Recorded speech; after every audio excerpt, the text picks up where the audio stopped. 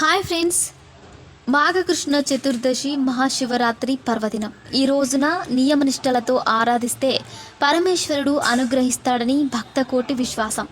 ప్రపంచవ్యాప్తంగా తెల్లవారుజాము నుంచే అభిషేకాలు, విశేష అర్చనలు, జపతపాలు, హోమాలు నిర్వహిస్తూ రోజంతా ఉపవాసం, జాగరణ చేసి శివానుగ్రహం కోసం పరితపిస్తుంటారు. ద్వాదశ జ్యోతిర్లింగ క్షేత్రాలు, పంచరామాలు సహా అన్ని శైవ క్షేత్రాలు, ఆలయాలు హరహర మహాదేవ, శంభో శంకరి, ఓం నమో శివాయ స్మరణలతో మార్మోగుతాయని ప్రముఖ ఆధ్యాత్మికవేత్త, పంచాంగకర్త బ్రహ్మశ్రీ చిలకమర్తి ప్రభాకర చక్రవర్తి శర్మ తెలిపారు. ఒకరోజు పార్వతీదేవి మహాశివుణ్ణి ఈ విధంగా ప్రశ్నించింది. మర్ష్యలోకంలోని ప్రాణులు మీ దయకు పాత్రులు కావాలంటే సులభమైన వ్రతమేదైనా ఉందా? అప్పుడు స్వామి ఈ వ్రత విధానాన్ని వివరించి కథను ఇలా చెప్పాడు.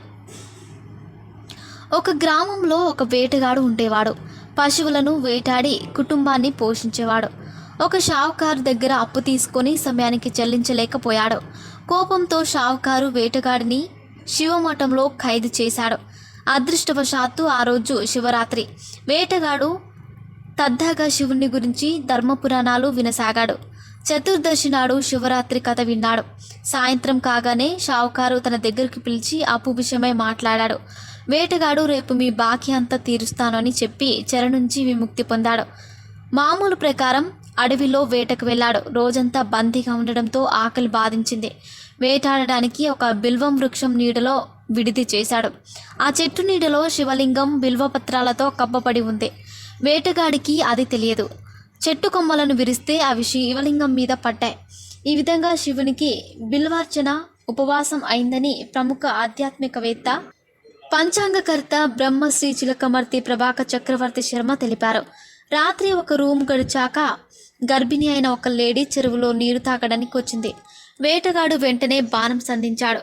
లేడీ ఇలా అంది, నేను గర్భిణిని, త్వరలో బిడ్డను కంటాను. నువ్వు ఒక్కసారే 2 జీవులను హత్య చేయడం మంచిది కాదు. నేను నా బిడ్డను కన్న వెంటనే నీ దగ్గరికి వస్తాను. అప్పుడు నన్ను చంపవచ్చు. వేటగాడు బాణం సడలించాడు. లేడీ అడవి దుబ్బలోకి వెళ్ళిపోయింది. కొద్దిసేపటికి మరో లేడీ అటుగా వచ్చింది. వేటగాడు ఆనందించాడు. లేడీ తన దగ్గరకు రాగానే బాణం సంధించాడు. అది చూసి లేడీ వినయంగా అంది, ఇప్పుడే నేను ఋతుక్రమం నివృత్తి అయి ఉన్నాను. కామతుర విరాహిణిని. నా ప్రియుడు కనిపించలేదు. వాని కోసం వెతుకుతున్నాను. నా ప్రియుడిని కలిశాక నీ దగ్గరికి తప్పక వస్తాను. వేటగాడు ఆ లేడీని వదిలేశాడు. 2 సార్లు అవకాశం పోయిందే అని నెత్తి కొట్టుకున్నాడు. విచారంలో మునిగాడు. రాత్రి చివరి జాము నడుస్తోంది. అప్పుడు వేరొక లేడీ తన పిల్లలతో పాటు అటువైపు వచ్చింది. వేటగానికి ఇది సువర్ణావకాశం. ఆలస్యం చేయకుండా బాణం సంధించాడు. బాణం వదలబోతుండగా లేడీ అంది, మహానుభావ, నేను మా పిల్లలను తండ్రికి అప్పగించి వస్తాను. అప్పుడు నన్ను చంపవచ్చు. వేటగాడు నవ్వాడు. ఎదురుగ్గా వచ్చిన అదృష్టాన్ని వదులుకుంటానా? నేనెంత మూర్ఖుణ్ణి కాను. ఇంతకుముందు 2 లేళ్లను వదిలేశాను. నా పిల్లలు ఆకలితో అలమటిస్తుంటారు. లేడీ అన్నది, నీ పిల్లల మీద మమకారం నిన్న ఎలా బోధిస్తుందో నా పిల్లలపై మమకారం నన్ను అలానే వేధిస్తోంది. అందుకే నా సంతానం కోసం కొద్దిసేపు జీవన దానం అర్థిస్తున్నాను. నన్ను నమ్ము. నేను వీళ్లను వాళ్ళ తండ్రికి అప్పజెప్పి వెంటనే వచ్చిస్తానని ప్రతిజ్ఞ చేస్తున్నాను. నా మాట నమ్ము అని వేడుకుంది. లేడీ దీనస్వరానికి వేటగానిలో జాలి కలిగింది. ఆ లేడీని వెళ్ళనిచ్చాడు. ఏమి తోచక బిల్వ వృక్షం ఆకులు తుంచివేయసాగాడు. తెల్లవారుతుండగా బలిష్టమైన ఒక లేడీ అటుగా వచ్చింది. దీన్ని తప్పక వేటాడాలి అనుకున్నాడు. వేటగాడు బాణం సంధించడం చూసిన లేడీ అమిత వినయంగా ఇలా అంది, సోదరా, నాకంటే ముందు వచ్చిన లేళ్లను పిల్లలను చంపి ఉంటే నన్ను చంపడానికి ఆలస్యం చేయకు. ఎందుకంటే వారి వియోగంతో నేను ఒక్క క్షణం కూడా బతకలేను. నేను ఆ లేళ్లకు భర్తను. నువ్వు వారికి జీవితం ఇచ్చినట్లయితే నాకు జీవనదానం చెయ్యి. నేను వాళ్ళను ఒక్కసారి కళ్ళతో చూసి తిరిగి నీ దగ్గరకు వస్తాను. అప్పుడు చంపు. మగలేడి మాటలు వినగానే వేటగానికి రాత్రి జరిగిన ఘటనలన్నీ గుర్తుకొచ్చాయి. జరిగినదంతా మగలేడికి చెప్పాడు. అప్పుడు అది ఇలా అన్నది, నా 3 భార్యలు ప్రతిజ్ఞ చేసి వెళ్ళారు. నేను చనిపోతే వారు ధర్మం పాటించలేరు. వాళ్ళను విశ్వాసపాత్రులుగా నమ్మి ఎలా పంపానో నన్ను అలానే నమ్ము. అందరిని తీసుకొని నీ దగ్గరికి తప్పక వస్తాను. ఉపవాసం, జాగరణ, బిల్వపత్రార్చన వీటన్నిటి వల్ల వేటగాని మనసు నిర్మలమైంది.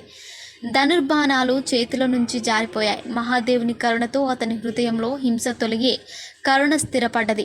గడిచిన దానికి దుఃఖించాడు. లేడి కుటుంబం తిరిగి వచ్చింది. అడవి జంతువుల్లోని సత్యనిష్ట, సాత్విక తత్వం, సామూహిక ప్రేమ భావన చూసి వేటగాడు సిగ్గుపడ్డాడు. లేడి కుటుంబాన్ని చంపలేదు. అతని కఠోర హృదయం కోమలంగా మారింది. మనసులో హింస తొలగి దయ నిండింది. ఈ ఘటనను తిలకిస్తున్న దేవలోకం పుష్పవర్షం కురిపించింది. వేటగాడు లేళ్ళు మోక్షం పొందారు. శివరాత్రి నాడు శివరాత్రి వ్రతం ఆచరించి దానిని ఉద్యాపన చేయడంతో శంకరుడు సాక్షాత్మరించి ప్రసన్నుడవుతాడు. వ్రతం సంపూర్ణం కావడానికి ఉద్యాపన తప్పనిసరి. 14 సంవత్సరాలు మహాశివరాత్రి వ్రతం అనుష్ఠింపదగినది. త్రయోదశి నాడు ఏకభుక్తం, చతుర్దశిన ఉపవాసం అవలంబించాలి. ఆనాడు ఉదయం నిత్యకృత్యాలు తీర్చుకొని శివాలయానికి వెళ్ళాలి. గుడిలో గౌరీ తిలకమనే మండలం, దాని మధ్యన లింగంతో భద్రమును ముగ్గు వేసి దానిపై 14 కషాలను వస్త్రఫల దక్షిణతో కలిపి ఉంచాలి. మధ్యలో బంగారం లేదా వెండి లేదా రాగి ధాతువులో ఏదైనా ఒక మహాకలశాన్ని ఉంచాలి. పార్వతీదేవితో కూడిన శంకరుని మూర్తిని 3 తులాల 4 మాసాల బంగారంతో కానీ లేదా దానిలో సగం బంగారంతో కానీ యథాశక్తిగా చేయించి మధ్య కలశంపై పెట్టాలి. గౌరీ శంకర మూర్తులను విడిగా చేయిస్తే ఎడమవైపు అమ్మవారిని, కుడివైపు అయ్యవారిని నెలకొల్పాలి. ఆచార్యుని ఋత్విజులను ఎన్నుకొని వారి ఆదేశాల మేరకు రాత్రి 4 జాముల్లో 4 పూజలు ఆచరించడంతో పాటు గీత, వాద్య నృత్యాలతో కానీ శివనామ భజనలతో కానీ జాగరణ చేయాలి. మరుసటి ఉదయం స్నానం సంధ్యల తర్వాత 5వసారి శివుని అర్చించి శివ పంచాక్షరి మహామంత్రంతో కానీ రుద్రాధ్యాయంతో కానీ శివ సహస్రనామాలతో కానీ ప్రాజపత్యం విధానంతో కానీ గోగురుతంతో హవనం చేయాలి.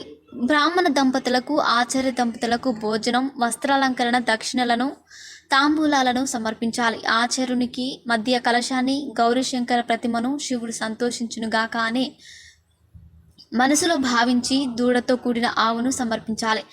తర్వాత దోసిలి ఒగ్గి, మహాదేవ శరణాగత వత్సల, ఈ వ్రతంతో నాపై దయచూపు.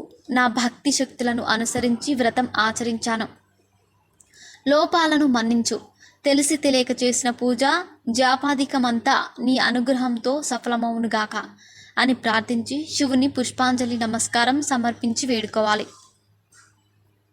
ఇలా మహాశివరాత్రి వ్రతం ఆచరించిన వారికి పరమేశ్వరుడు సర్వవిధ సౌకర్యాలను కల్పించి మనోభిష్టాలను తప్పక సిద్ధింపచేస్తాడు అని ప్రముఖ ఆధ్యాత్మికవేత్త, పంచాంగకర్త బ్రహ్మశ్రీ చిలకమర్తి ప్రభాకర్ చక్రవర్తి శర్మ తెలిపారు. మరిన్ని ఇంట్రెస్టింగ్ అప్డేట్స్ కోసం మా ఛానల్ని సబ్స్క్రైబ్ చేసుకోండి.